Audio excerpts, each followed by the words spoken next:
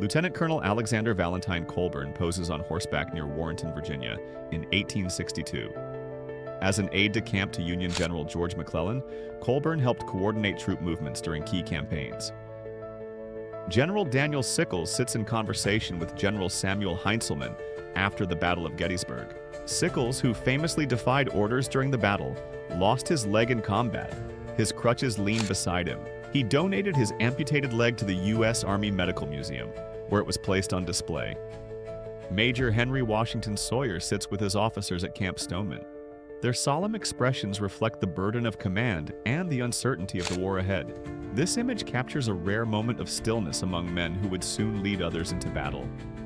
Men of Company C, 41st New York Infantry, rest after combat. Their worn uniforms and tired faces reveal the harsh realities of war. Captured here is not glory, but endurance, and the cost of every day on the line. Pauline Kushman, an actress turned Union spy. She gathered intelligence behind enemy lines until she was captured and sentenced to death. Her life was spared when Union troops arrived just in time. Later, she was honored with the rank of major, and a rare title for a woman of her time.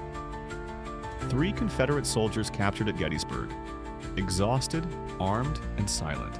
Their clothing is worn, their gazes distant. This rare image of Confederate prisoners reveals the human cost of the bloodiest battle of the Civil War.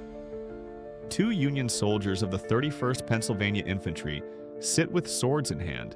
One is a sergeant with a campaign medal, the other a junior officer. Their expressions are calm, but behind them, weeks of marches, battles, and loss. General George Armstrong Kuster poses in full uniform. Known for his daring cavalry charges and flamboyant style, Kuster became a legend, but one destined for a tragic end at Little Bighorn a decade later. A wounded Union Zouave soldier rests at a deserted encampment, watched over by a fellow comrade. He wears the badge of the 7th Corps, part of the Army of the Potomac. Zouaves, inspired by French North African troops, were known for their colorful uniforms and fearless charges. Friends, if you enjoy these videos, please leave a like, subscribe to the channel, and let us know in the comments what you would like to see in future episodes. Thank you for watching.